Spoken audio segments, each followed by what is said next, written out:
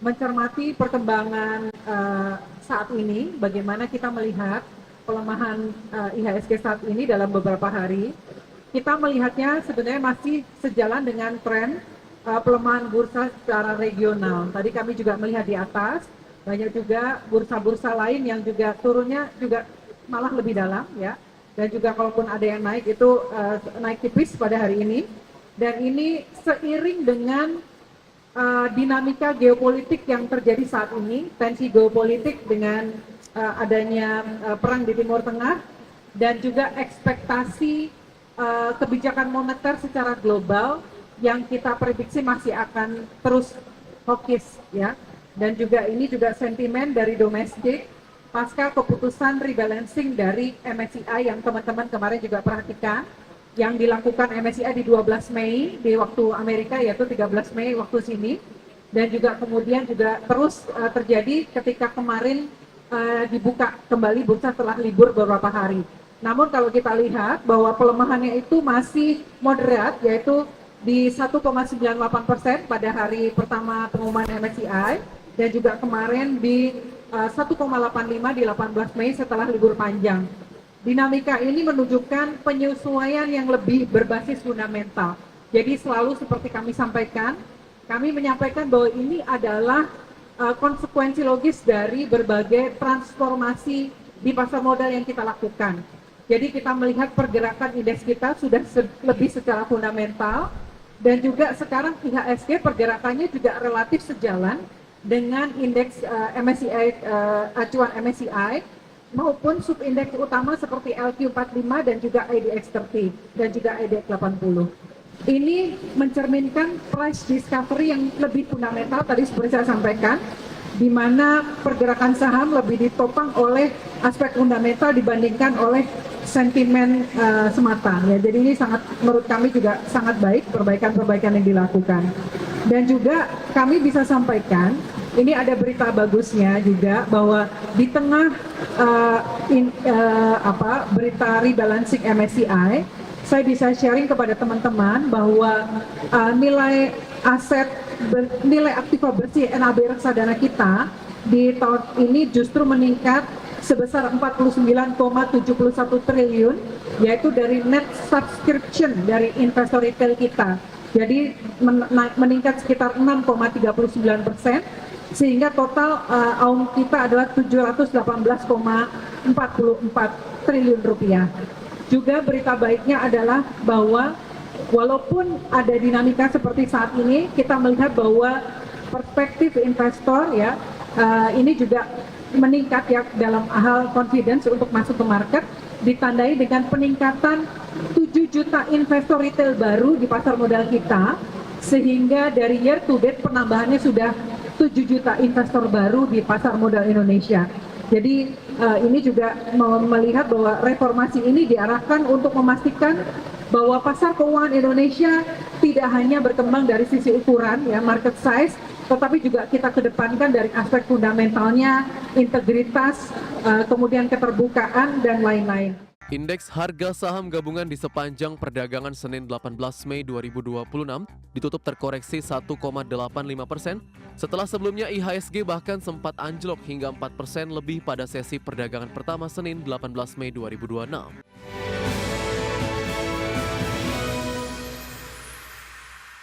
Ya, pemirsa, seiring tingginya ketidakpastian ekonomi global, Bursa Efek Indonesia menyatakan pelemahan indeks harga saham gabungan saat ini masih sejalan dengan pelemahan di pasar Asia dan global. Bursa Efek Indonesia mengimbau investor untuk tetap fokus memperhatikan fundamental emiten, tidak panik dan cermat mengatur strategi investasi. Indeks harga saham gabungan di sepanjang perdagangan Senin 18 Mei 2026 ditutup terkoreksi 1,85% setelah sebelumnya IHSG bahkan sempat anjlok hingga 4% lebih pada sesi perdagangan pertama Senin 18 Mei 2026.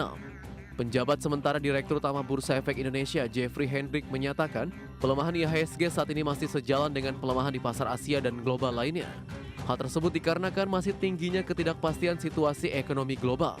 Untuk itu, ia menekankan kepada para investor agar dapat fokus memperhatikan fundamental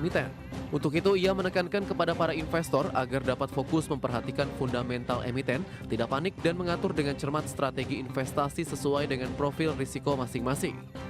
Jadi saya rasa masih inline ya dengan global market, tetapi memang ketidakpastian di pasar kita itu masih cukup tinggi. Oleh karena itu tentu tidak bosan-bosannya kami mengingatkan supaya investor tentu tetap memperhatikan fundamental, ya tidak panik, ya menganalisis secara cermat, ya mengatur strategi berinvestasi sesuai dengan profil risiko masing-masing.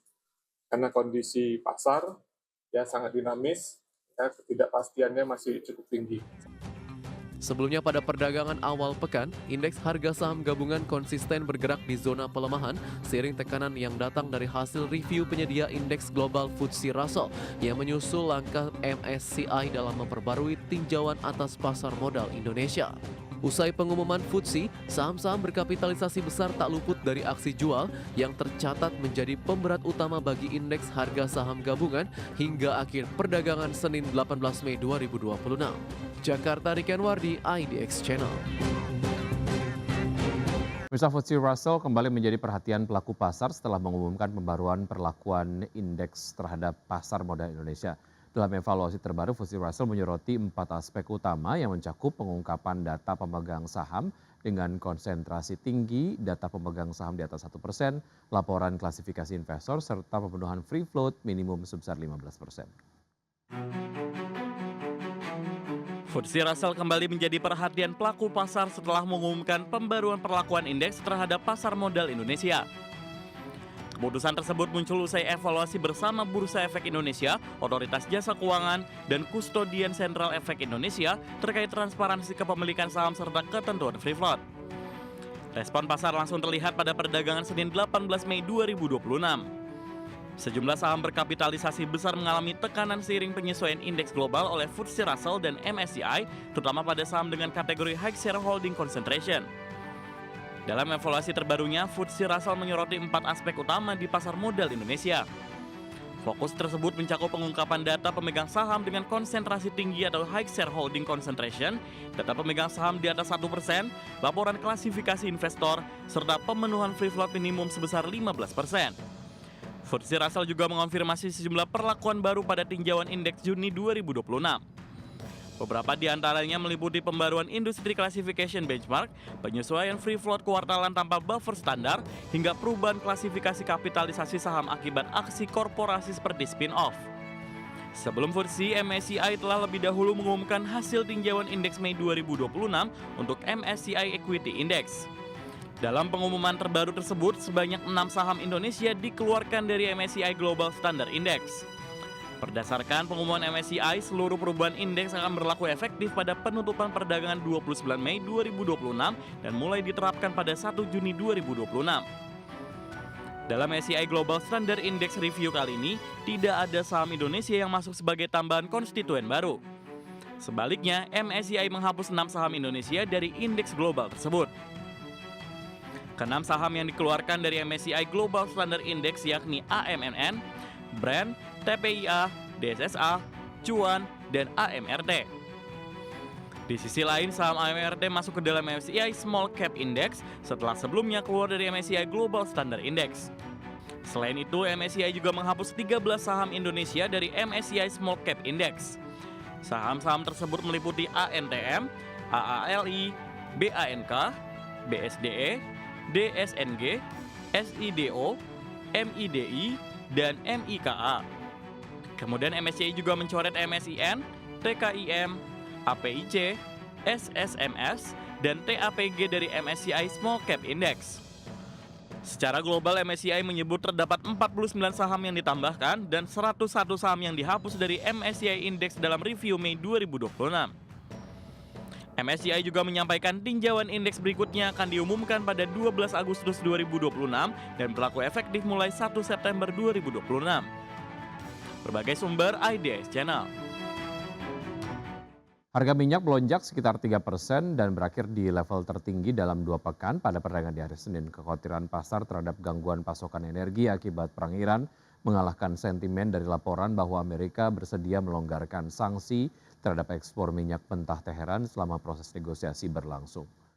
Minyak mentah berjangka Brent untuk kontrak pengiriman Juli ditutup naik 2,6% ke level 112,1 dolar Amerika per barrel, sedangkan minyak mentah berjangka West Texas Intermediate untuk kontrak pengiriman Juni melesat 3,1% ke level 108,66 dolar per barrel.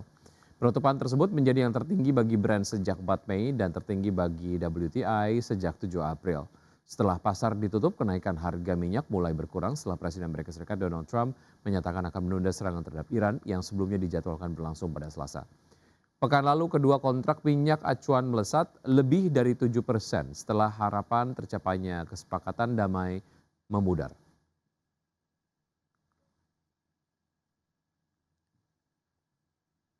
PTWH Transportasi Indonesia Tbk menganggarkan belanja modal senilai 21 miliar rupiah untuk menambah sekitar 30 unit armada baru pada tahun 2026.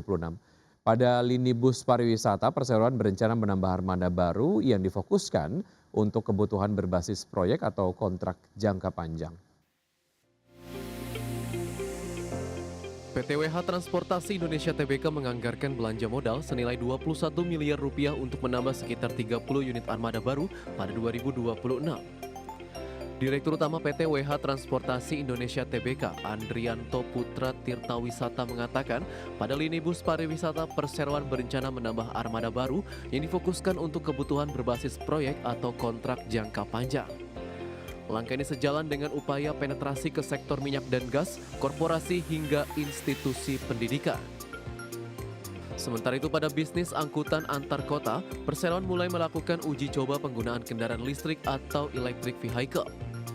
Langkah tersebut dipandang sebagai strategi jangka panjang untuk mengurangi ketergantungan terhadap bahan bakar minyak sekaligus meningkatkan efisiensi operasional. Manajemen menegaskan prinsip kehati-hatian dalam anggaran belanja modal pada 2026, terutama dalam memilih investasi kendaraan yang lebih efisien dan optimal.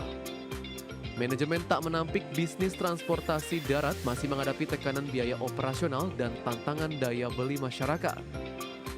Namun demikian, optimisme tetap dijaga dengan menyiapkan strategi ekspansi armada, digitalisasi layanan, hingga penetrasi pasar baru untuk menopang pertumbuhan pada 2026.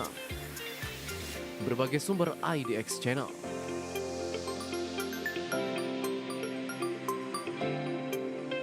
Emiten pengolahan makanan olahan daging PT Estika Tata Tiara Tbk atau BIF berencana melakukan buyback saham senilai 100 miliar rupiah. Dan langkah ini dilakukan karena manajemen menilai harga saham perseroan saat ini belum mencerminkan nilai wajar berdasarkan kinerja perusahaan.